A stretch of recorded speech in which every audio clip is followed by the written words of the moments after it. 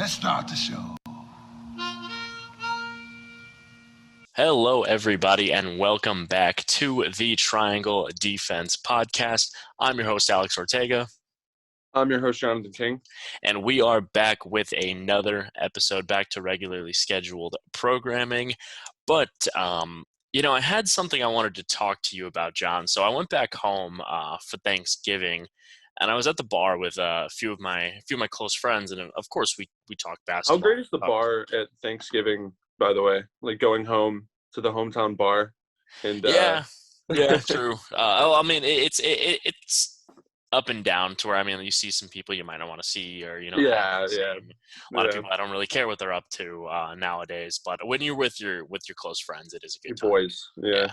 But yeah, so we got into the discussion. So there was four of us of who is better all time between Marcus Thornton, yeah, between Russell Westbrook and Carmelo Anthony. In their prime, or am I getting their career? I mean, you can talk about who had a higher peak, or you can talk about career. I mean, it got pretty heated. I'm not gonna lie, we were getting pretty loud. Westbrook. Thank you. Yeah. Thank you. Okay, because we were split 2-2, and my friends that were all there all watched the show, and I know, hey, Chris and Cameron, they were the ones that were Melo guys, and they were just saying that Melo didn't have a whole lot of help in his career, and they're like, oh, it's not his fault that he wasn't successful. And I was like, okay, well, you can look at the Denver Nuggets team, which was Allen Iverson, Marcus Camby, I believe, was on that team, J.R. Smith, Kenyon Martin, and Chauncey Billups for a little bit. Yeah, Chauncey for a little bit. So you can take that team, which that was a lot of good Melo years right there too, and even that Knicks team. The Knicks team, yeah, they were okay. 2013, I believe, with Tyson Chandler, who was Defensive Player of the Year. Yeah, peak stat. Jeremy Lin, Amari Stoudemire, J.R. Smith, Iman Shumpert. I believe Jason Kidd was on that team for like a season. Right, Raymond Felton. When he was decent too. So yeah, I was gonna say, I was like, no, this argument that Melo never had help, is a little absurd. And they were like, oh well, Russ doesn't equate to winning basketball. Well, neither does Melo. And neither does Melo. And when Russ was really, really athletic in his prime, he did equate to winning basketball because no one could get in front of him. Exactly. And what I said was a really good playmaker that way. He could shoot a little bit back when he was prime, but his game was driving to the lane, and you'd have to help, and then whoever helps on him, you just pass to him. That's why Russ averaged so many assists. I think that gets overlooked in Russell Westbrook triple doubles. I don't really care that Russ got 13 uncontested rebounds because Steven Adams led him. I care that he had like 15 or 20 assists because he's such an underrated playmaker. People don't think of him like that. But really, he's one of the best guys at collapsing the defense. And then when he gets inside, he's trouble. So right, yeah, exactly. I'm glad you agree with that. And like I said, I mean, Westbrook took a Thunder team that should not have even sniffed the playoffs. That 2017 Thunder team, and turned them into, I believe, the 6th seed in what at the time was a loaded Western Conference. His second best player was Victor Oladipo, who wasn't really that good at that time. Melo, there's times in Melo's career where he had similar rosters and they were the worst team in the league. When he was on the Knicks in like 2015, 2016, it was him and the second best player was like I'm trying to think. Their second best player was like maybe it might have been Iman Shumpert. Probably. I mean, he had a year of rookie Porzingis as well too. Yeah, which they were still ass. Yeah, I think Porzingis was pretty good. Like 20 games or something. Yeah. Yeah. So yeah, I mean, I don't really think it's really even. I don't know that. I'm not going to say not. I mean, it probably isn't. No. And they wanted to say that Westbrook getting to the finals, he was carried by KD. KD doesn't make the finals without Westbrook. No, he doesn't. And Westbrook, let's not forget, Westbrook had a 41-point game against the Heat in that final series too. So it wasn't. I like what Westbrook brings to my team better than what Melo brings to my team because he's bringing energy. He's a better defender. He's not going to completely. I mean, he's going to stop the ball, on offense, but not like Melo. And if Melo doesn't get the ball, he's going to complain. And he's a diva more than Russ. So there's a couple more If reasons. Melo's shot isn't falling, He's useless. what Yeah. does he really have going for him? I mean, even Yeah. at the peak of his career, Yeah. I mean, he's not known to be a playmaker. He's not known to be a defender. Emotionally, not a big, leadership team No. type guy either. So thank you so much. That is all music to my ears, and I Just cannot ask wait. George Carl. Right, What he yeah. thinks about Melo. Yeah, exactly. But yeah, just quick little Man, intro to get it going. You guys sorry let to us your know. friends. Yeah, right. You They're guys let wrong. us know who you think is better all time between Westbrook and Carmelo Anthony. Try to put the nostalgia aside. I know Melo was, a very big popular player when we were growing up, but I mean, You take a can look have at. Westbrook nostalgia at this point too. I mean, he's not the same. He gets shit on way more than he gets praised these days. So You said you can have Westbrook nostalgia, like I don't have Westbrook nostalgia. Yeah, yeah, I yeah, know. Trust me, I am. yeah. I'm right there. But yeah, just quick little intro to get us going today. Let us know who you guys think is better all time in the comments below. And now moving on to the part of the show, it is time for 3-pointers. We both come with 3 topics throughout the week, and we discuss them. John, what do you got for me today? Yeah, don't have a lot of hard-hitting news.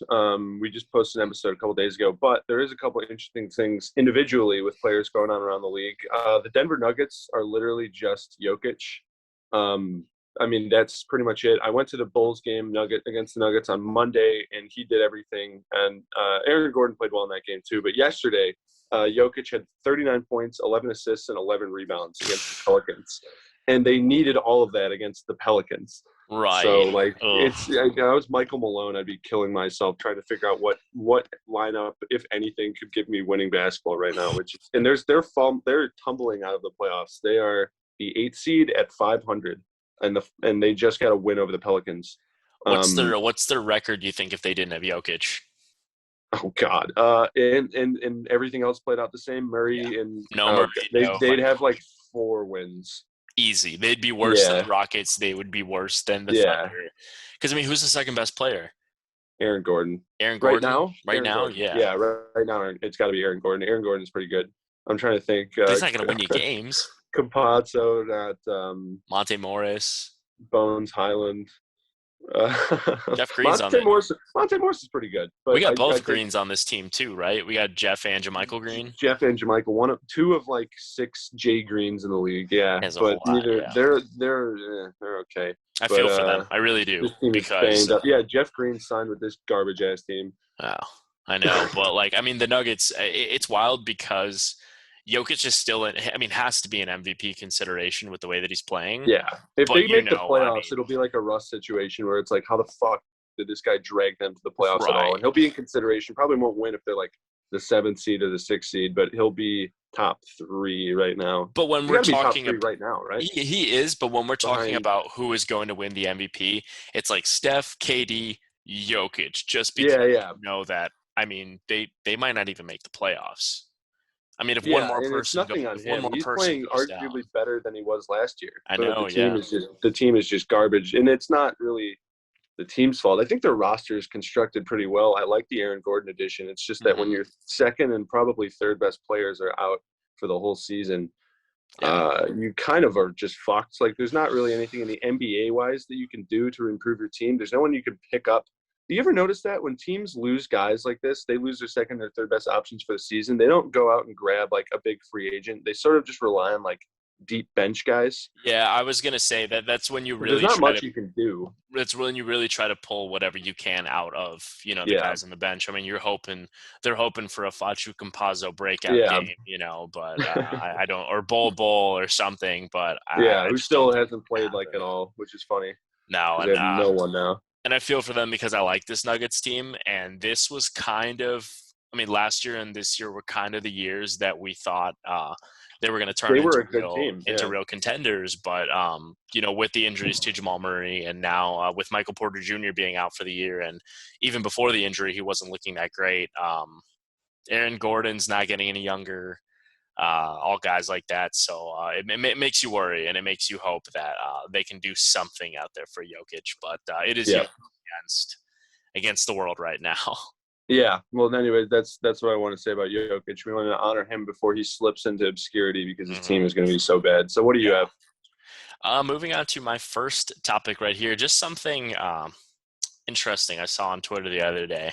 Kareem Abdul-Jabbar criticizing LeBron for doing the Sam Cassell big balls dance. And he went on to say that winning is enough for him and that you don't have to be disrespectful to the other team and goats don't dance is his exact words that he said there. And this is kind of I don't know if I want to say out of character because I don't know Kareem personally, but he's not Yeah. like a Charles Barkley or like a Shaq or anybody like that that is always like, oh, back in my day, you couldn't No, no, do not this really. and that. So I mean, this is kind of weird. I mean, I don't I like Kareem a lot, and I have never seen him really say anything along the lines of this. Like I said, he's not like a Charles Barkley or whatever. Yeah. So him Well, criticizing LeBron is kind of weird. I'd say it's in character for him just because even when he was a college guy, he's always been super, super mindful, especially for an NBA player. He's Yeah, always thinking. And as an NBA player, a lot of people got turned off by them, especially in his playing days. He would be moody. He'd be pretty outspoken about things that he didn't like in his team or his coaching or whatever. Especially on the Lakers, he got a lot of yeah. criticism from the media for that, for being this sort of reclusive kind of Hmm. heady kind of guy, and he's been At that that way. point in his career, definitely, yeah. Yeah, and He was he's on the been that Lakers. way post his career as well. He's takes on social issues. He's really well spoken. He does throw these nuggets in every now and then, though, where it's like he feels that he has to speak his mind on something. Like if you would have told me that Kareem Abdul-Jabbar spoke out about LeBron, I would have thought it would be like in support of like Enes Kanter or something for like the Yeah. freedom thing, like a social issue. Does anyone actually give a shit about what LeBron doing the Sam Cassell No, big balls dance? that's Like and the thing is, I it's mean, like this if like happened like a few weeks ago too. it's like if Like, the Secretary of of State of the like the U.S. came out and was like, we don't want um Damian Lillard going after fans on Twitter. Like Kareem is yeah, so right. above like this. He like for all the stuff that social issues that he's tackled, him going after LeBron, it just seems kind of like he has to insert his opinion on everything, which he does. And it's like, Right. okay, And whatever. that's Just what let I'm him saying. be. Like he doesn't really seem like he's been like, oh, back in my day, you couldn't No. do this and that and whatever. So I don't know. It was just kind of not Yeah. throwing me off because I mean I'm not shaking, at the fact that Kareem called out LeBron, but that he went as far as saying, goats don't dance and Which is just kind of dumb. Yeah, Like he's like Magic what, Johnson, 70? He's close to 80, he's got to Kareem. be close to 80. Yeah, Yeah. I met him at a book signing like No way. 7 or 8 years ago, and they asked him some pretty. No, it was 2016 because I remember he did a Q&A, and some kid with a Thunder jersey asked him. It was the like a couple months after KD left the Thunder. And Uh-huh. this kid in the Thunder jersey stands up, a Westbrook Thunder jersey stands up and goes, "What do you think about KD leaving for the Warriors?" And it's got like a big laugh. And then he went on this interesting thing about how pretty much back in his day, him going to the Lakers was pretty similar to. Was the And equivalent he to said KD. Yeah. Jerry West, who was on the Warriors front office at the time, he said Jerry West knows how to recruit. So Yeah. it was a Mm. pretty interesting callback to like 50 years ago when the Lakers got him out of Milwaukee. Milwaukee. So I You should thought have that was asked him about interesting. his episode of Full House. He was on Full House. You don't remember that? I watched Full House when I was in like kindergarten. Don't remember much. I remember Yeah. the episode where who's the guy in the leather jacket, the cool guy? I Jesse. think it was Jesse. Yeah, Jesse. They like the two kids, the Olsen twins, prank called him saying that they were like dying, and so he would come back from vacation, and so he comes back Oh from yeah, vacation, yeah, and he's yeah, like, I yeah, was yeah. on a motorcycle behind like a egg truck or some shit, and Yeah. then like he like gets pissed, and he's like, oh, it's family, don't worry. And I don't remember I I don't remember remember about the that. exact premise of the episode, but there was like some I don't remember if it Is was this a charity. 90s, Yeah, early this is in the 90s? 90s. Yeah, Okay. this is in the 90s because Kareem was old at this point still, and Yeah, he's like 50 or something because he so retired when he was like yeah, 43. yeah. So it was like some I don't remember if it was like a charity game or some like family basketball game they were going, and Uncle Jesse had never played basketball. and he was like at the park, and like Kareem Abdul-Jabbar walks in, and you know how in like sitcoms, whenever like a famous person or something Like, comes in, like woo! so Curry! it Yeah. was Kareem, and he was like, "Who are you?" And like he taught him like the sky hook or something, and it was just like it was really cheesy, but If I I would can have find that, 100%. I'm gonna put it in this episode. I'll link it right here. We But should for a future episode, we should rank every NBA player appearances on like TV, sitcoms or like TV or stuff like that. because commercials, there's a million of them. The Yeah. like the Foot Locker commercials with this could be an entire other topic. We got to save this. Some Foot Locker has some incredibly funny commercials with like some 2010s stars, like Harden's got a bunch, and D Rose Yeah. and Charles Barkley's in a couple. But even Kyrie's like actually pretty funny comedically. He's a pretty good actor. I don't know Maybe if you remember on an episode of, I believe it was either Sweet Life of Zach and Cody or Sweet Life on Deck, there was Kevin Love and Darren Williams. yeah, I actually do Yeah. remember that. Yeah. Yeah, see, so Yeah. I think in a future episode, maybe we have to rank all of the NBA player appearances in TV. Let us know if that's something you guys want to see, because there's some I'm sure we'll see that we're like, I don't even remember that, or what the hell was Yeah, this? and there's a ton. Like there's a fuck ton. So Oh yeah, I'm down right. for it. But okay, so yeah, moving on to the next topic. What do you have for me, John? Yeah, pretty standard. I'm pretty sure everyone knows about this, but it's worth bringing up to get our opinions on it. Steph Curry is 9 threes away from passing Ray Allen or tying Ray Allen for most threes made all time in his career, and he's doing it in about 500 less games, 514 less games, which again is not very surprising considering the era that he plays in, and just how prevalent the three ball is in this era. He plays the Sixers on Saturday. Do you think he'll get it in that game, or it'll be one more? You said it's 9? 9 to tie it. You think you think Kerr just says like go ape shit and just no? no? I'd probably give him one more game. He plays the Pacers on Monday after that. Yeah, He'll probably get it. he's breaking it on the Pacers. If they need anything else to knock them down, yeah, that would be. Or ultimate cruelty. On Tuesday they play the Knicks. It'd be really funny for some reason if he just got it against the Knicks by getting like 12 or something. It's kind of wild knowing that he could have done this like 2 years ago. You know, like remember that season if he just played 4 quarters. Yeah, or that, or like the season that he broke his hand and didn't really play a lot and all for that. a while. Yeah. So like, and then even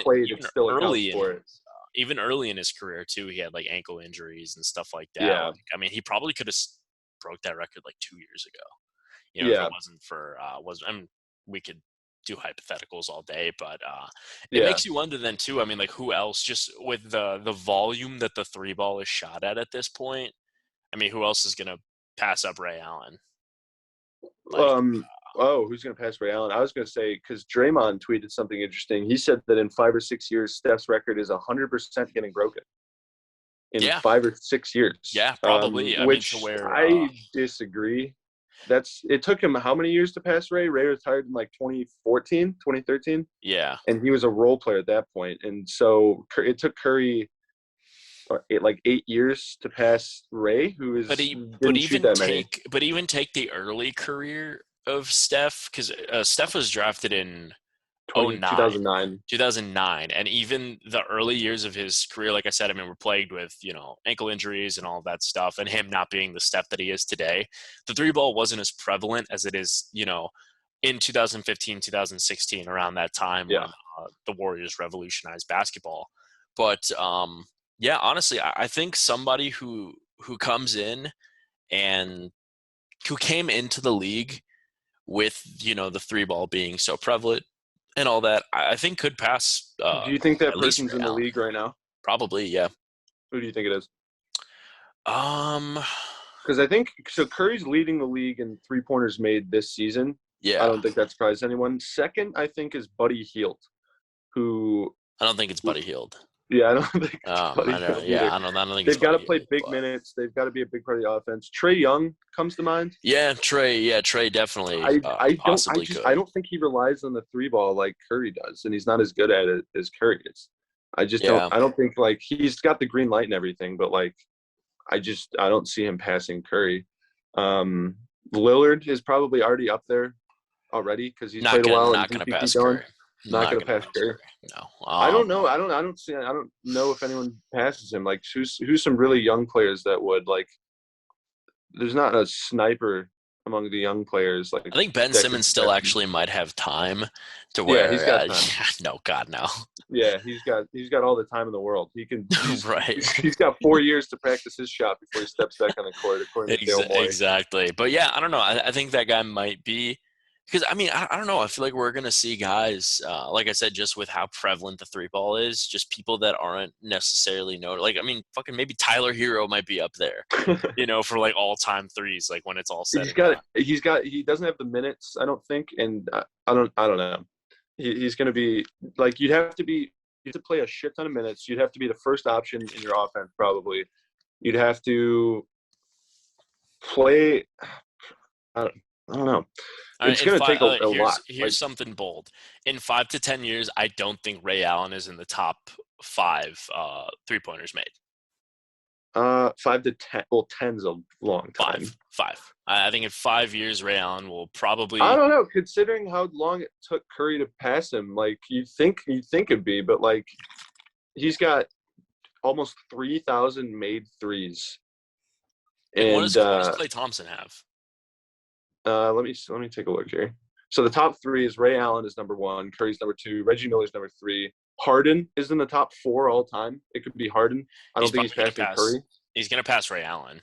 Kyle Korver is 5th. Vince Carter's 6th. Jason Terry, Jamal Crawford, Paul Pierce, and then Dame Lillard in the top 10 already with 700 games played. Wow. Yeah. He's at 2,100. So I think he'll pass Ray Allen. Where's KD on this list? KD is down there. Give me a second to locate him. He's 26th. Really? Not a big 3-ball guy. Great scorer, but he's behind Dale Ellis, Wes Matthews, Peja Stojakovic, Rashard Lewis, and then Klay Thompson is 21st. Active players above Klay Thompson right now: Paul George, Kyle Lowry, all right, J.R. Smith, pseudo retired. Is he retired fully? I think he's 16th. Yeah. And LeBron is 11th. LeBron is almost top 10 in made threes, which he will end up top 10. Yeah. Yeah. Interesting. Some other active players on the list: Eric Gordon is 28th, Melo 29th, Kemba Walker at 30, Trevor Ariza at 33, Chris Paul at 39, Danny Green at 40, Lou Will at 43, Bradley Beal at 44, Nick Batum at 46, Mike Conley at 48, and then Danilo Gallinari at number 50 all time. Okay. So a lot of current players, but not exactly the ones I would suspect. No, not at all. Yeah, no, honestly, I don't know then. I said 5 years for Ray Allen to be out of there, but it might take a little longer. Might take a little. I think Dame will probably pass him by then. I think in 5 years, Harden for sure. Let's see. So Dame is about 850 made threes away from Ray Allen. 5 years. It's a little under 200 threes a season. Curry, I guess it's doable. Probably not, but it's pretty. You're gonna have to be pretty damn consistent. So I give it a little over 5 years for Dame. Right. But it's gonna be tough to pass Ray Allen regardless. Right, it was tough for Curry. So yeah, I'll be watching Curry's these next couple games closely. Look and see who he breaks the record against. I give it 2 games, but we'll see. Yeah, I'll give it the Pacers. He'll get like 8 against the Sixers or something, and then he'll just blow it out against the Pacers. He'll get like 8 or 9 more. Right. So, yeah. Cool. Awesome. Yeah. What's your topic? My next one that I got here, the Mavs stink. Dude, they're like 2-8 in their last 10. And this is a team that, they have been up and down this year. So before the season started, we had the discussion, and I said I did not have high hopes for this team. I did not think they were going to be that good. I think everything around Luca isn't great. I've criticized Jason Kidd as a coach. Didn't have a lot of faith in this team, going into the season. They proved me wrong at the beginning, and they were winning basketball games. Yeah. And I even still called them frauds when they had a winning record and were like 3rd or 4th in the And now they've kind of probably showed who they are. Like I said, they're 2-8 in their last 10. I watched them. I was watching the game. I watched them blow a big lead against the Nets and just kind of crumble at the end. Nobody is hitting shots. Not even Luca is No, hitting Luca's been threes bad. right now. Yeah, A lot of stuff swirling around the Mavericks. So we criticized them in the offseason. They had Neil O'Shea syndrome where they just kept the same roster over and over and over again. exactly. And it was frustrating to watch, especially if you're a Mavericks fan. Yeah. It feels like they're starting to implode a little bit. Luca got criticized the other day for being out of shape, and he admitted, yeah, maybe I took a little too much time off in the offseason. They He looks said out that of shape and fat. yeah, no, I was watching the game the other day, and he He does looks big. not look like he. They said he came in at 260. Yeah, Which for Luca sounds kind of big, you know. I thought he'd be that's huge. Yeah, somewhere. that's like LeBron size, but without the muscle. It's probably all Right, fat. yeah. I thought Um, he would be closer to like, I don't know, I would have given him like 230 maybe. yeah, He's what, like our 6'8"? our podcast's favorite Twitter follow, Geraldo Vulgaris, Yeah. former quantitative analysis guy for the Mavericks, was in a verbal fight with Mark Mark Cuban over Cuban, yeah. Twitter, and it got to the point where Mark Cuban said like, "You've never played basketball in your life," and then Geraldo said, "1v1 me on the court." I have Has Geraldo Mark stat just Cuban because ever played Cuban's like basketball in his 65. life? I don't know. I don't think so. Not in college. No, um, if he has, it's never been documented because I have yeah. never like who the fuck is Mark Cuban to say you've never played basketball in your life? Dude, neither of you.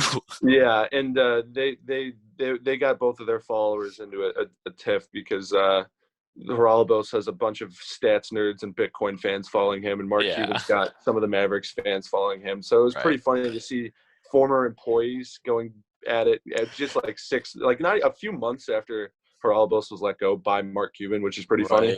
Right. And Which then is Mark Cuban's my favorite owner in the NBA. yeah, he's great. I Just think saying, yeah. I like Mark Cuban a lot. I think if I was going to have an owner though, it would be Steve Ballmer, just because Okay. his bank account is endless and he's so enthusiastic about anything a Yeah. part of the Clippers. True. There was no one that's a greater cheerleader for their team than Steve Ballmer is for the Oh, Clippers. 100%. Like, literally cheerleader. He will get up and clap and shout and like go red in the face and get all sweaty for the Clippers. But But another thing. Yeah, one more thing on the Mavericks, because there's been a fair bit of Mavericks news recently for a team that's 500. They did get a good compliment the other day. Anthony Edwards called Kristaps Porzingis the best rim protector in the league. He said he went as far as to say that when he plays the Mavericks, he knows he's not getting layups in the paint. And he said someone asked what about Rudy Gobert, and he said he's not afraid of Rudy Gobert like he is Kristaps Porzingis, which I thought interesting. that is pretty interesting considering it's Anthony Edwards. So Right. I don't Interesting. know what that means, but he said it. So I mean, just going off of, I mean, I've never played against KP or Rudy Gobert, but just going off the eye test, I feel like most would agree Gobert is not just a better rim protector than KP, but the hands down best rim protector yeah, in the NBA. So yeah, that's actually kind of funny, but I stifle did not see power. that. But going back to the Mavs and what is going wrong for them, they don't have a guy that can get to the basket other than Luca. Which has made the offense pretty predictable because, you know, they'll be doing Jalen Brunson will come up and they'll do their dribble handoffs and pick and They rolls. do a lot of dribble handoffs. And Yeah, they know it's going to Luca. I mean, they're not going to give it to fucking Maxi Kleba, you know? they do dribble handoffs on the top of the key for a little bit. They pass to the corner, then the corner guy passes into the post, and sometimes Kristaps goes and takes it against whoever. He has some offensive games sometimes, Yeah. but he's pretty inconsistent. He had a With couple games, you know, Yeah, over the he had a last couple few. good games where he could Yeah. even rebound pretty well. I know, yeah. And he could score pretty well, but like, yeah, he's more of like a third option maybe. Luca expressed interest in trading for Ben Simmons. Did you see that? I think I did, but it got lost in the news of everyone else expressing interest in playing with Mm-hmm. Ben Simmons, so I Yeah, didn't really so care. he expressed wanting to play with Ben Simmons would certainly help Yeah, with the defense. It would certainly help with the defense and give you another guy, you know, to have some ball screen action, and, you know, like the offense won't be as predictable knowing you have a guy that can go to the basket like that. But they have no assets. Like I don't exactly know no. what's supposed to get that package. So I don't And think no, Philly. Dallas. Dorian Finney-Smith is not an asset. No, exactly. I mean, I don't think Philly's going to be excited over a package of Dwight Powell and Maxi Kleba. No, You and know, Daryl Morey's the type of GM that if he's not completely winning the trade, he's just not going to do it. no, And he's not going to go if he turns down McCollum for Ben Simmons. He's not going to want anyone on the Mavericks outside of Doncic, and they're not trading Doncic, so they don't have a trade for Ben Simmons. Exactly. So I don't know what moves they can make to improve this roster, or if they should just wait until the offseason, see if they can attract a free agent or whatever. But, the Mavs stink, and I don't see that really changing, because like I said, the offense, it's just too predictable. I watch them and I know exactly what they're going to do. I bet they lose in the first round. What I really want is the Clippers to play them in the first round. Yeah, I like that rivalry. I really do. By the Clippers again and just breaks them. Because, man, this is like an internal war right here because coming from somebody who comes from the Hispanic community, LA and Texas Mexicans are different. I heard that's a thing. I heard those they don't like each other. Do you have an allegiance to either side, or you kind of? I mean, I live in Texas, so probably. But like you're not from Texas, so you're gonna like be a part of the Texas Latino community. I suppose, yeah. But honestly, because like I said, those two are just completely just different breeds. I mean, like you can spot a Mexican person from Texas or from Los Angeles. I mean, other places. What's the giveaway? You'd have to be around it to understand. Because, like, I mean, paint a picture of like a Cowboys fan. Like jean shorts, Jordan 13 Flints, like when that. When I think of like California Mexicans, the only thing that comes to mind is like Cypress Hill. Or so like the flannel and then like flannel with the one button. The flannel with the one button and then like a do-rag. And then the high white socks. Yes, I don't 100%. think that's a Texas thing. Yeah, and then Texas, I guess I'd say Cowboys jersey would probably be it. Yeah. Cowboy hats probably not, right? You don't see it as much, especially where I live, but I know in other parts of Texas it is. Probably probably San Antonio, El Paso, maybe. Okay. No, El Paso 100% because that's a border city. But so those two you can clear spot it, when a Mexican person from LA or from Texas. I mean, like I don't like. There's no variance between a Mexican dude from Wisconsin or from Iowa. It doesn't really like make a difference. But knowing those other ones, so I would love to see that just for that case because I don't know if the Mexican community tear itself apart in the NBA world. Was it the Clippers and a Mavericks fan that got in a fight in the hallway? Do you remember seeing that? The first time they played or the second time? This past season. It sounds vaguely familiar. Let me look up. It was Clippers and Suns. Okay. And No, you're right. Yeah, it was the Clippers and the Suns, But I wouldn't doubt if Mexican fight. I wouldn't doubt if the Clippers and the Mavs got into it too. Clippers and Mavs fans. There was a whole thing in the concourse. Yeah, there's a guy with a Steve Nash jersey and a guy with a Devin Booker jersey beating the fuck out of a guy with a Kawhi jersey. Yeah, I remember seeing that, and I'm just like, man. It looks like this. Judging by this screenshot, it's like, which I'll post for this video. It looks like it's like 2-on-30. I remember seeing that. And then like a shit ton of Mexican Suns fans. Oh yeah, Arizona. That's a whole nother topic too. But I would love to see the Mavs and the Clippers just for that reason. Like honestly, I would go to one of the games in Dallas probably if that does happen. Probably expensive, but yeah. Yeah, but I mean, I don't live super far, and maybe I could snag a ticket for not too much. Maybe I'll meet. You can like nosebleeds, and then start a fight, throw a bottle or something. Exactly. But I mean, that's all I have on the Mavs. They suck, and I don't really see any avenues of them getting any better. I think they'll probably sneak into the playoffs, but I think they don't have a chance against like a Phoenix or a Golden State or anybody like that. They don't even have a chance against the Jazz. Yeah, exactly. They might take a game from the Jazz, but I think the Grizzlies. I don't know. I think the Clippers beat them again, which is funny. Probably. I think they're better coached, better team. So right. And then what do you got for your last topic for me? Yeah, Zion Williamson's close to playing again, which is fun. There's been some conflicting reports of his playing weight.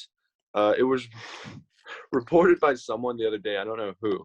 Someone reported that his current weight was 330 pounds. No But fucking way. but then apparently there were conflicting reports that wasn't true. But someone put it out there. Some beat reporter said he was 330 pounds. And No so way. there's a lot of false information going around. But so Zion comes back, and let's say he's his usual self. The Pelicans are now more competent than they are. You've got Brandon Ingram, you've got Devontae Graham, you've got Valanciunas, you've got Zion Williamson. Do they do anything with him? Does this matter for anything? This Does this season? save David? Yeah, does this save David Griffin's job? No. No. I mean, the only thing saving David Griffin's job is, man, I really don't know. Okay, there's You nothing don't think saving David they Griffin's can job. make a run to the 10 seed and make the plan? They're the last seed in the West, Yeah, they're right? 7-20 behind the 8-16 and 8-16 Rockets and Thunder. So what's the record of the 10 seed right now? The Kings are 11-14. Okay, actually, when you put it that way, when you say that it's the Kings, yeah, it's actually possible. Yeah. Hey, but what if the Rockets keep up the 7-game win streak? Garrison Matthews, did you see him rip James Harden Garrison last night? Matthews, yeah. But I honestly, don't know. I don't know. The pieces are there on paper. This should be a better team than it really is. With Devontae Graham, you think, yeah. Brandon Ingram, Jonas Valanciunas, who is a great fit next to Zion. Do with you the know way that he anything about plays. Pelicans coach Willie Green? Not a damn thing. Yeah, I was Could trying to not tell you remember. Like, anything. are they well coached? I don't know because I don't even think I've watched a Pelicans game this year. I've Yeah, seen maybe one. watched I saw Yeah. one Pelicans game. I was on my phone for like half of it, but I think they played the Hornets, and they flashed to Willie Green a couple times. So I was like, there he is. Yeah. Willie Green. Like, I don't know who the fuck this guy is. No, couldn't tell you a damn thing about him. Yeah. Yeah, I don't know. I think maybe they make the play-in, but at this point, what's it matter? They could be close to losing Zion. They could be close to losing the team. Damn near. Yeah.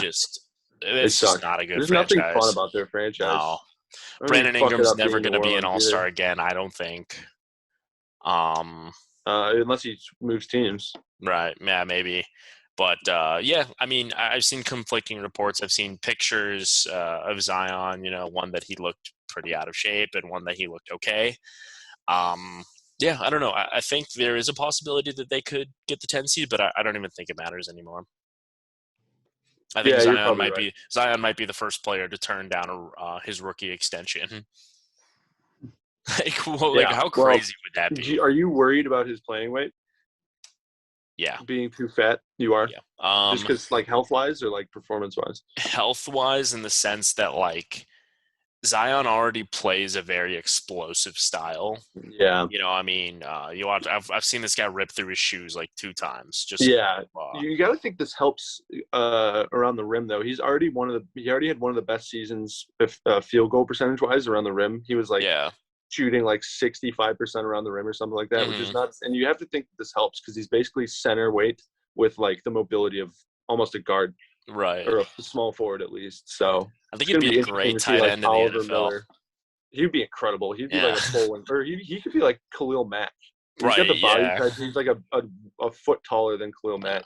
Right, because that's the thing is like it's not a lot of guys built like Zion in the league right now, and I really just think that it cannot be easy on the ankle knee region, being that heavy and how much muscle and all of that. So I mean, I'm concerned because I mean he did show flashes. He was incredible last season, but he just needs to stay healthy, and I don't think the weight's really doing him any favors. He needs to stop eating the gumbo. Right, yeah. Do you like New Orleans food? You ever been there? Yeah, like I went etouffee and gumbo and I went in 2000. I went in 2018. I did go to Cafe Du Monde. I met Gabriel Iglesias there. Yeah, at like really? At like 3 in the morning. Yeah. 3 in the he probably wasn't getting was he getting mobbed still or?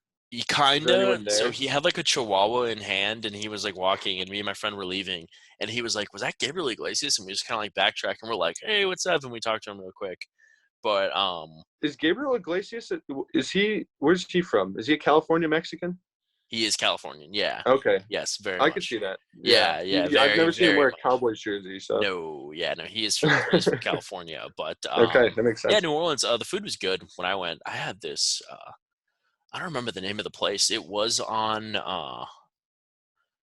Bourbon not Street. Bourbon. What's the other street? Not Frenchman Street. I Canal only know. Street. It was on Canal Street. Okay, yeah, It was yeah, like yeah, the yeah, main yeah. street. Yeah, this chicken place was fucking fantastic, dude. The biscuit was one of the best biscuits I ever had in my life. Yeah, But Southern we food. tried to go because I went for WrestleMania, and we tried to go after an event that was on like Saturday night, and it was insane. All of the places, that weekend were Yeah, crazy. I had it's nuts, dude. I mean, New I had Orleans some is just some crazy. chicken gumbo. So I can see why Zion gained some weight. I would gain Yeah, some weight if I lived down there too. But I mean, I'm not here to comment on anybody's weight or anything like that. But I've seen Zion slimmer and I've seen him play better. That's just I'm here to comment on Zion's weight. He's fat. right. He Yeah. needs to slim down and he needs to protect his body because that is his biggest asset right now. Yeah. Nobody's 100%. gonna want Zion when he's Oliver Miller and can't make it up and down the court. Literally. Yeah. So, all right, let's Yeah. go to your last 3-pointer. Last 3-pointer. The Bulls COVID outbreak.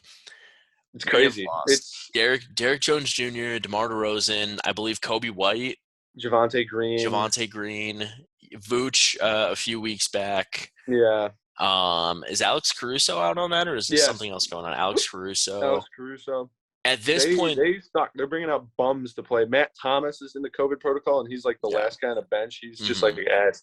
exactly. They brought At this up point, Stanley Johnson for the emergency hardship clause or whatever the fuck. At this point, they should just suspend games. I don't think it's fair. You think? Yeah. Honestly, I mean, like, what's the point of it'll be Lonzo and Zach LaVine, and fucking Stanley Johnson and Matt Thomas. It's like the old against, Bulls. It's like last teams. year. It's Zach LaVine and a bunch of nobodies. I guess, but no, I think they should suspend games because I mean, like, I don't know if you saw the Pacers and the was it the Pelicans are suspending practice for I think it was the Raptors. Raptors, yeah, the Pacers and the Raptors are suspending practice for COVID reasons. So I mean, yeah, it's scary because selfishly, it's scary for me as an NBA fan because nobody wants to go back to when there's no NBA. No. Nobody wants to go back to no fans, especially.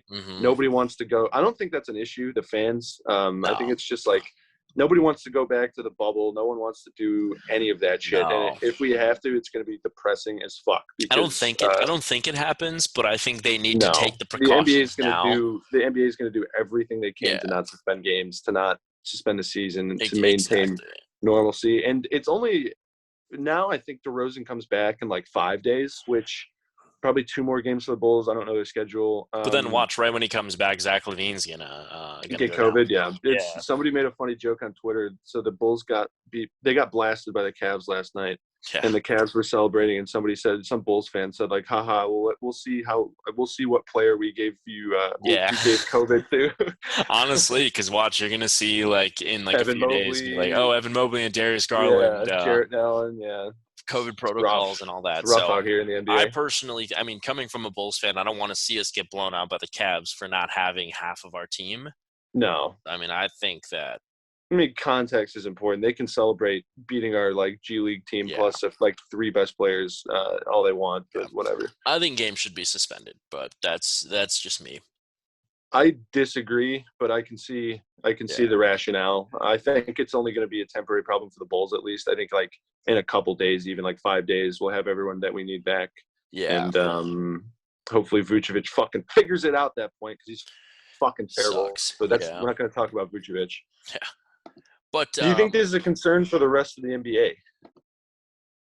Omicron or whatever. Dude, I don't know. I don't see any other team getting hit as hard as the Bulls are. Honestly. There's a couple, not as hard as the Bulls, but there's a couple. I know LaMelo Ball is out because of COVID. Yeah. He's in the protocol. LeBron, obviously, in the protocol. He did that fishy tweet. Yeah, well, because, I mean, it was weird because, I mean, he took like 8 tests or something like that, and I don't know. Yeah. I don't know what was going on with all that. But something fishy. That's what's going on. Yeah, right.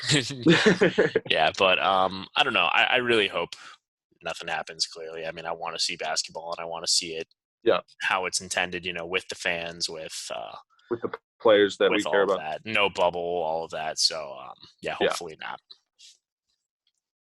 But I mean, yeah, that's all I got for the 3-pointers today. Then and now Yeah, moving on. I've got one more miscellaneous topic. Let's hear it. Lowry Markkanen. It was announced that Lowry Markkanen is going into Finnish military service in April. Do you hear about this? No. Yeah, he's Lowry Markkanen is going to join the Finnish military in April. I don't know the exact details, but he's announced that he's going to do like service there. So like April, as in like when the season is still going on. Yeah, I hope the Cavs don't make the playoffs and need him because he's going to be gone.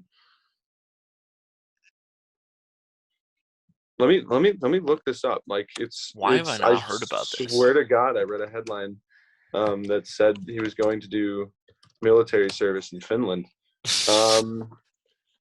Oh, he said he won't miss games. Okay, but he said Okay, April. good. So maybe he's counting on them not making the playoffs. Which is bogus because I Um, think they do. But I think they do too. interesting. He said he's going to fulfill his military obligation, which might be a thing in Finland. I don't know. I don't I know. know it is in some schools that it's mandatory.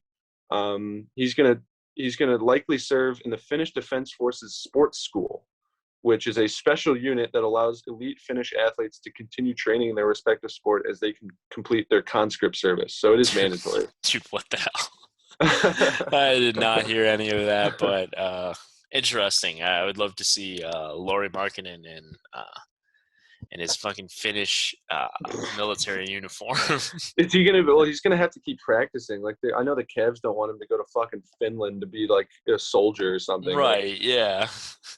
I can't wait for the headline in May. Like Lowry Markkanen blows his hand off with a hand grenade because Yeah. like he's Right. throwing grenades at people in Finland or something. I don't know. Lauri Markkanen injured. Probably. Stray bullet to the Yeah. Larry Markkanen's foot out indefinitely. Hopefully not. But yeah, Oh, interesting. I don't have any miscellaneous topics though. But do you yeah. want to You get want to right move into on the main topic? to? You want to hit up College Corner first? I got nothing to say about college. The Big East is beating the Big 12 in For the whatever Big games. East and Big 12 challenge.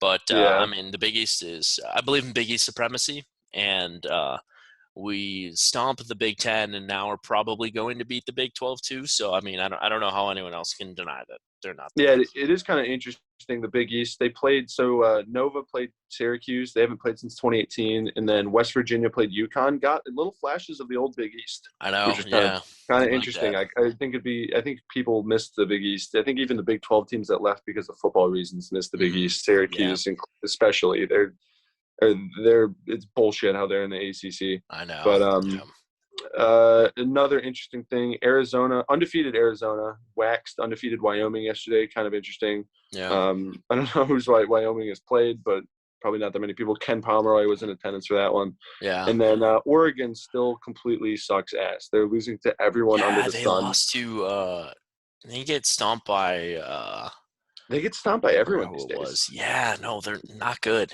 Remember that They're was the they're team that I said I would commit to if I was a high level recruit. you're pulling your My letter recruiting of my letter of commitment. Yeah, I'm pulling my commitment from them. Yeah, sorry. they're getting waxed by everyone. It's really unlike Dana Altman. He doesn't really have down years either. He just has Yeah. okay years and up years. They might be a team to watch to finish strong, but Mm. holy shit, are they But ass? yeah, no, I think it's time for me to open my recruitment back up Yeah, I and think see so. what's out there.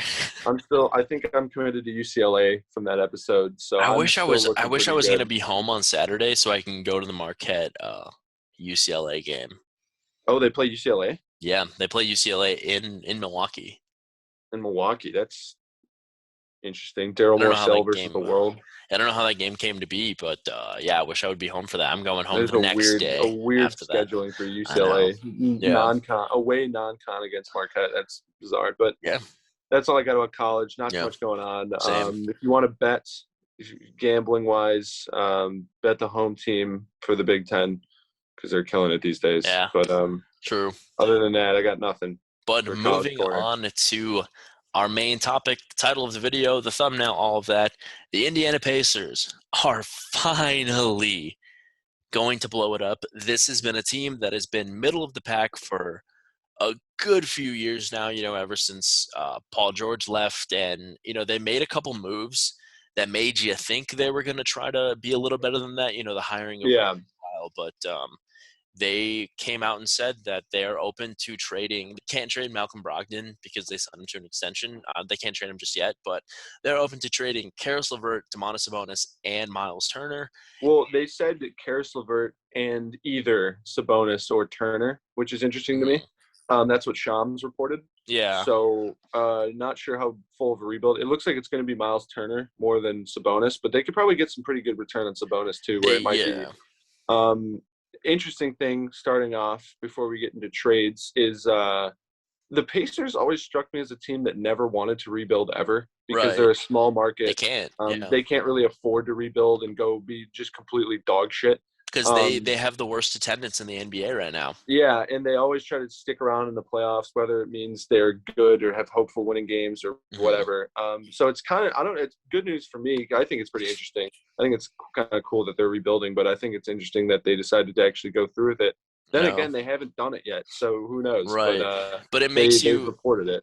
Before we get into the actual trade ideas, it raises the question: does Rick Carlile leave after this year then too? I mean, I don't know why he even came there in the first place, really. I don't know why he left. He could have taken a year off, and then any team would have wanted him, really. I think probably. I think he's probably gone. I don't think at this point in his career he's looking to be on a rebuilding team. Yeah, I mean, he did a couple rebuild years with the Mavericks before they got Luca. They drafted Dennis Smith Jr. Dennis Smith Jr. Yeah, and they had a bunch of shitbags on that team. But I don't know. I mean, he had ties to Indiana, didn't he? Yeah, he coached there. He was the coach there in the Malice at the Palace. Okay, yeah, there you go. He won a coach of the year there. Didn't know that either. Yeah, I believe it was. It was the year they won 60 games in 05 or something. But I mean, I don't know. I mean, I wouldn't. Maybe it's not about the roster. It's more about just the location and the culture that it's Indiana. People love basketball in Indiana. But you would think their attendance would be better if people love basketball. You do. You would think that. Maybe they're all going to IU games and Purdue games, probably. Or Butler. They care a lot about college there. And Indiana Pacers they only cared about when Reggie Miller and Paul George were there. Yeah, exactly. But moving on to the actual trade ideas, I came with 3 trade ideas. Well, one for each player between Karis LeVert, Domantas Sabonis, and Miles Turner. Yeah. And I want to start out with the guy that I think has Let me preface this by saying that this is pretty difficult to come up with realistic trades just because salary cap shit, it's pretty early in the season, so there's a bunch of people that can't be traded.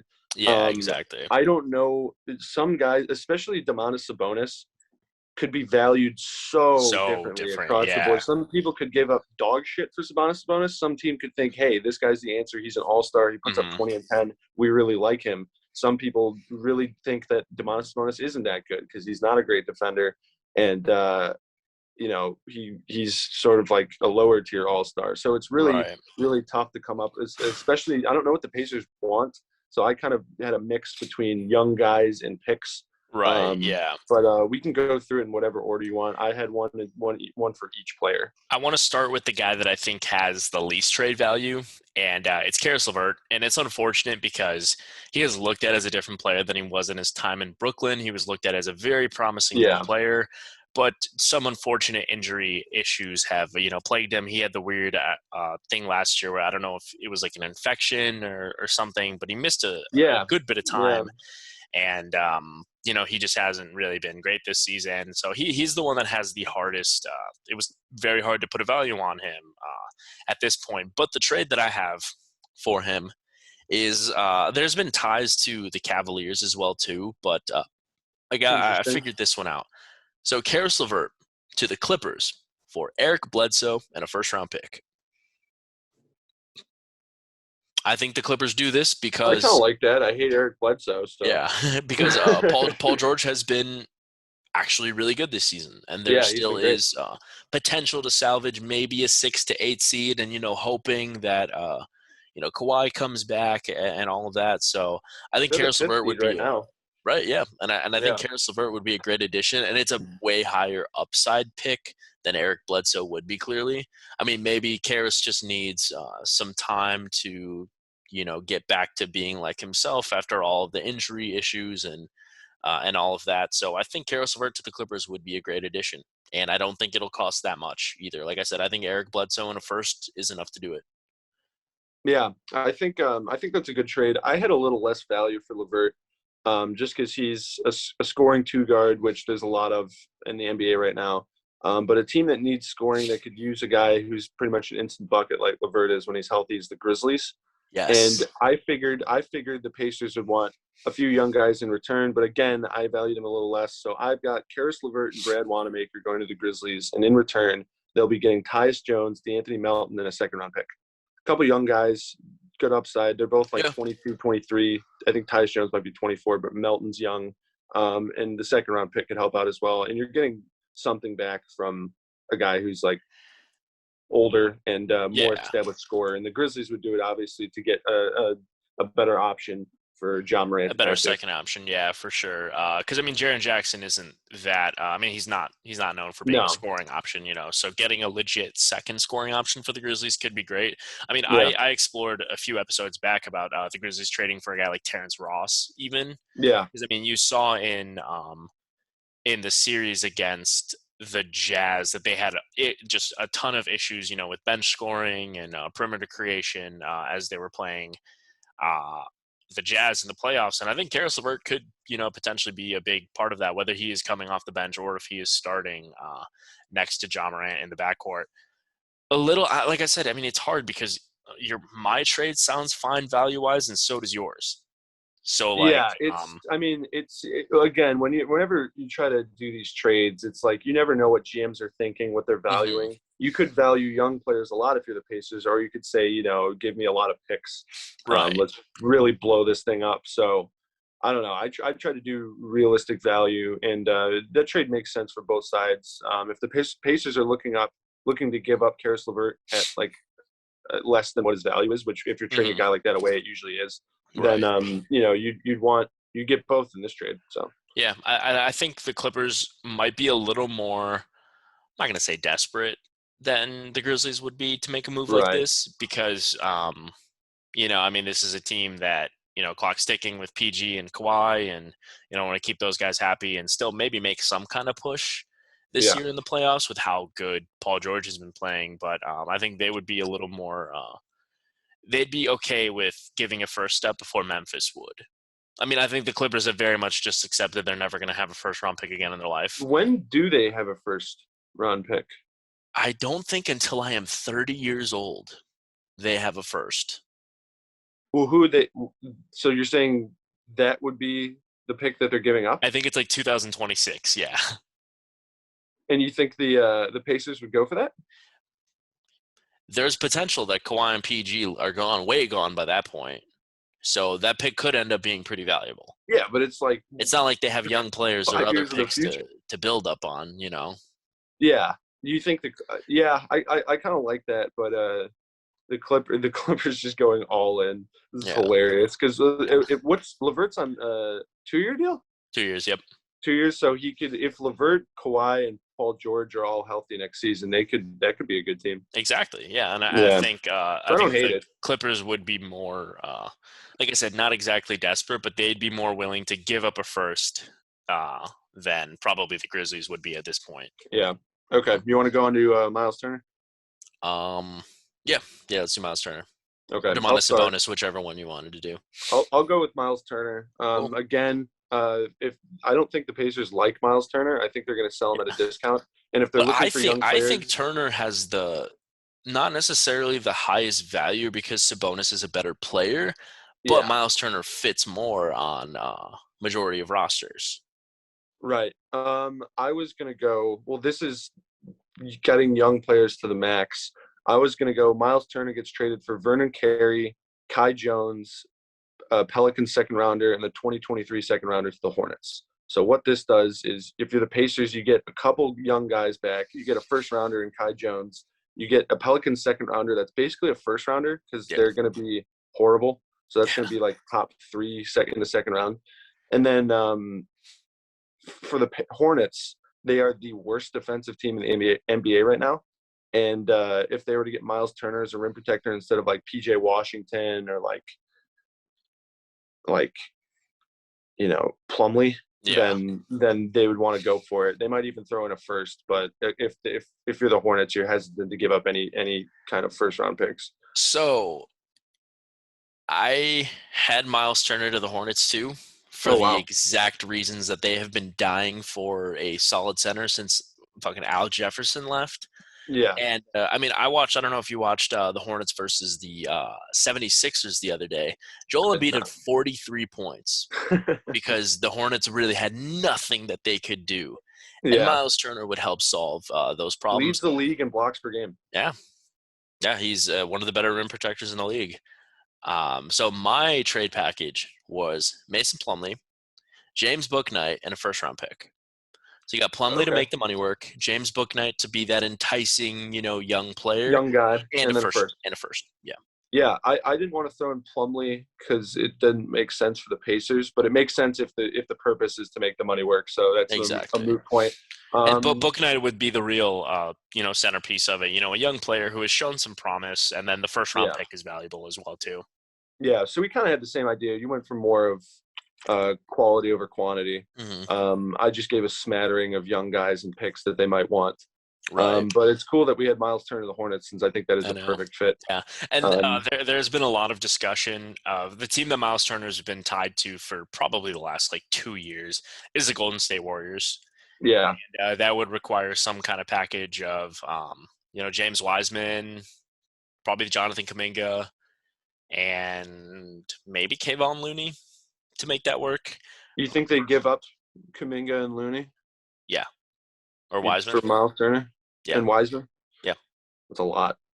But I mean, Kuminga hasn't been great, and then Wiseman He's is young. He's also like, is he a teenager? probably Kuminga? 19, 20 years old. Yeah. Yeah, 19. So he's But got I don't know. upside. I just don't think it really those young guys really fit the timeline of the team.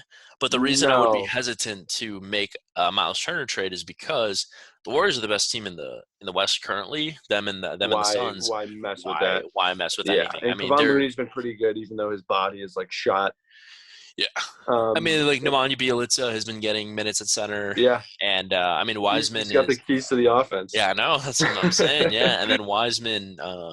Who knows what Wiseman's going to be? I know he just got assigned to the G League team. Who the fuck But knows? Yeah, I yeah, don't know. exactly. But I mean, I personally, I don't know if I'm the Warriors, I would want to, mess up anything possibly, any kind of chemistry, any kind of, roster stuff going on. That's why I would be hesitant. But I mean, Miles Turner would be a great fit on that team with, his shot blocking ability and with his ability to space the floor. It would be a seamless Yeah, fit next to Draymond. Um, but I don't think the Warriors should do anything because they're looking like a championship team without Miles yeah, Turner. So I mean, you don't want to potentially fuck something up or fuck your future up trading Kuminga and Wiseman and a pick or whatever that might be for Miles Turner. yeah, yeah. All Definitely. right. Then last but not least, you want to go on to Domantas Sabonis, who I Yeah. thought had by far the most trade value of those two guys, just because Yeah. the Pacers would rather keep him than either LeVert or Turner. I'll give you my trade first. Okay. Domantas Sabonis to the Portland Trailblazers for I Nazir thought about Little, this. Larry Nance, and Anthony Simons. And whatever, if you need a first, if you need a second, or whatever like that. Wow. We So had different values for Sabonis. this would be Portland's all-in move right here to make, to show Not Damian even a Lillard pick? yeah, a pick A would be in pick? there. Yeah, Oh, okay. yeah, no, a first would definitely be in there. Yeah. I thought it was So just those three guys, and I was no, like, no, no, "Holy no, shit!" no, and Bent a first. bent over a barrel. Yeah, and a first, maybe a second as well too. It Okay. just depends what the Pacers might be two firsts or however you want to look at it. But Nazir Little just kind of salary filler. Larry Nance is the big piece to make the money work, and Anthony Simons is the young player who has been playing well. But I mean, what he brings to Portland, I think they could. They can replicate that. They can find somebody else that does that. And I think Sabonis would be, like I said, this is Portland's way of showing Dame. They'll be like, look, we made a Yeah, trade. Look yeah. at that, for an all-star type guy. Please Yeah. don't leave. He made an So all-star team. Yeah. right. And Sabonis, just having ties to the city as well too. I think he was born there. In Portland? Oh, Yeah, because of his dad. Yeah. Arvidas. Yeah, Yeah, I'm not sure he gives a shit about Portland, but if he true, was, maybe, but but maybe, yeah. I that's mean, not bad. I there's thought about clear. Portland because the fit is there. He can play next to Nurkic, and Right. I thought about McCollum, and I was like, I don't think the Pacers would really want him. And I thought about Mhm. Norm Powell, and I was like, that's basically just Caris LeVert, but a little bit better. So like, they probably wouldn't want Exactly. Norman Yeah, Powell either. but I think Um, no, a team of Dame, CJ, Norman Powell, Domantas Sabonis, and Yusuf Nurkic. I think Sabonis could be an okay fit next to Nurkic. I mean, he lacks yeah, the ability to space the floor, but Sabonis is a great passer for a and big the man. the issue is offensively, Portland doesn't need a lot of help as much as they do defensively. Mm-hmm. So Sabonis doesn't help much there. Fun fact about Sabonis: he leads the league in personal fouls. Not sure if that Interesting. means anything, but No. he's struggling on defense this year apparently, Right. more so than years past. I had a little bit more of an aggressive trade, Let's hear it. and valued Sabonis a little bit more. So the Kings are pissed off that they suck so much ass. And the Pacers give up Domantas Sabonis, Brad Wanamaker, Jeremy Lamb, and a 2022 second rounder. Okay. And they, in return, they get Tyrese Halliburton, Harrison Okay. Barnes, and Rashawn Holmes. Three pretty solid players for the Pacers. And in return, the Kings get a super solid, almost first or second scoring option next to Fox. Davion Mitchell gets to come into the starting lineup as a shooting guard. They keep Buddy Hield, so he gets to play the three. Sabonis plays the five. And then giving up Rashawn Holmes is tough. But I Yeah. thought about Marvin Bagley because the Pacers might want to experiment with him. The Kings are so Mm-hmm. incompetent that they might have just wrecked him. I mean, But he's a guy then you'd have to give up Bagley in like a change second or of, something. needs a clear change of scenery. Yeah. Yeah, and maybe the Pacers, maybe Rick Carlisle would be the guy to bring it out of him, Yeah. or whoever the coach Yeah. is going to be. But Yeah. interesting. I didn't. I saw the Kings name floating around there. I didn't know exactly what a trade looked like. I figured it Yeah. would probably involve Harrison Barnes at some capacity to make the money work. So this is you saying that the Kings prefer Davion Mitchell over Tyrese Halliburton? Yeah. In that starting lineup. Yeah. Okay, interesting. And they'd rather have Halliburton or Sabonis over Halliburton to really try to build a competent team because he's on a 3-year. Sabonis is on a 3-year deal. So Yeah. you have him for 3 years. That gives you 3 years to put more talent around Fox, Mm-hmm. Hield, and Sabonis. And that's not like a big 3 or anything, but that's a pretty good 3. If you replace everyone else around them, get a good coach in there, that's like a playoff team. I think they'd definitely be a playoff team, yeah. Yeah. I mean, that doesn't So if sound that and far off of The Kings' only goal right now should be make the fucking playoffs because they've been so yeah, bad for so long. Fans want any inkling of any kind of success, and that would can't probably do it. imagine being a Kings fan, man. I really can't. I mean, just being down galactic 24/7. Yeah. It's horrible. Yeah, Just sounds interesting. horrible. I wasn't entirely sure what a Kings trade looked like, but I actually kind of like that. Yeah, You right. know, It's like Halliburton, Rashawn Holmes, and who was the other one? Oh, Harrison Barnes. Harrison Harrison Barnes, yeah. Barnes. Harrison Barnes story. I don't know how much longer he has on his contract, but Do you hear my radiator? no. No. Okay, good. It's Yeah. like sounds But like an alarm going off right now. not sure how much Harrison Barnes had, how much longer he has on his contract. But 2 Halliburton's a years. solid young player. I mean, he was my favorite player coming out of that draft. Rashawn Holmes is a solid big man as well too. He's super solid. Yeah, I like him. Yeah. Very underrated, and I'd like to see Yeah. the hell out of Sacramento. I don't know if Indiana would be a better situation, but Yeah, and the Kings would be getting Jeremy Lamb in this trade, who's mhm. got 1 year left in this deal, but he'd be okay. And then they Yeah. get a 2022 second rounder because Holmes, Barnes, and Halliburton, I think, are all really solid players. So, yeah, for sure. I like that. Yeah. I like that, and I think the Kings should very much consider that. Yeah, I do too. Interesting, but And they'd have a high pick this year, anyways, probably, so exactly. they could fill out the roster that way. You see the Sabonis Bulls trade rumors? I thought about Miles Turner to the Bulls trade rumors. I don't think they have anything. They're pretty shallow pick wise. They their main asset would be like Kobe White, and that's just not going to do it because Sabonis. I was thinking the Pacers have Chris Duarte, which sort of nukes a lot of guard trades because they don't need another guy. Chris Duarte is better than Kobe White. So exactly. The trade package that I was thinking for the Pacers and the Bulls would be Kobe White, Patrick Williams, and probably Troy Brown Jr. to make the money work. Bonus For Sabonis. They get back Pat Williams, who pretty young. He's still like 20, early Yeah, 20s. he's one of the youngest players in the. He was like one of the youngest players in that draft. Yeah, I think he was actually. Yeah. I wasn't sure. I'm still not sure what Pat Williams' game is. I think he's pretty solid defensively. He's got an okay jumper, but he's going to be out all year, which Exactly. sucks. I think they'd would be want more for Sabonis than that. Probably. Yeah, which sucks. I think the Maybe Bulls are not in a great position to do any more trades since they've already traded their asses off. Mm-hmm. Yeah. So I was like, that would be that would have to be a first or two attached to Sabonis or a second or something like that. Yeah. But I think that would be very 2019 Sixers-esque, to where, I mean, they traded all of their assets for, Jimmy Butler, Tobias Harris, to try to make that all-in move. Sabonis would be the all-in move to have a lineup of Lonzo, Zach LaVine, DeMar DeRozan, Domantas Sabonis, and Nikola Vucevic. Solid lineup. I don't know if it's good enough to win a championship, but not a lot of depth, solid. But no. Yeah. But yeah, let us know what trades you guys might want to put together for these three guys. It's interesting. I mean, finally we're getting the Pacers, realizing that they should maybe rebuild or make some moves. Like even like a soft rebuild, would be beneficial to this team.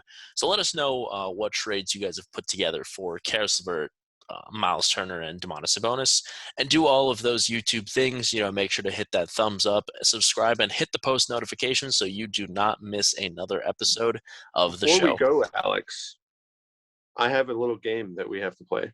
Okay. Three stat related questions. Let's see how in tune with the NBA you are. Oh. 3 questions. You get one answer for each one. Best offense in the league as a team. Who do you think it is?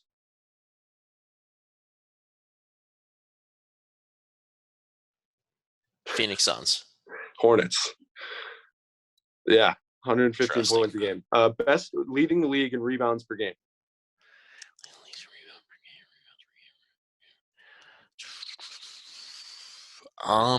Probably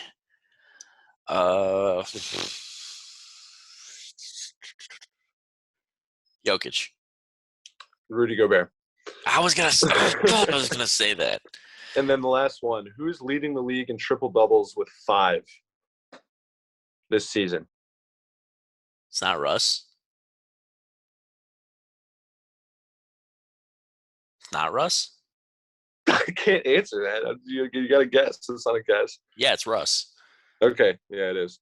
Yeah, see, I knew that. That's bullshit. You cheated. That's not a guess. That was my guess anyway. You said not Russ and then saw my reaction. That's totally cheating. Oh, no, I was going to guess that anyway. He only has 5 triple-doubles? I guess so. I don't know. What are we, like, 20-something games in? Yeah, like 26. Interesting. Yeah. All right. Well, that's the fun little game. Exactly. But, yeah, that's all that we have for you guys today. Like I said, do all of those YouTube things, like, subscribe, and comment below. Let us know anything you think about the show. If you had any trades for, these players on the Pacers, we'd love to hear it all. And we will be back soon with another episode. Thank you all for watching.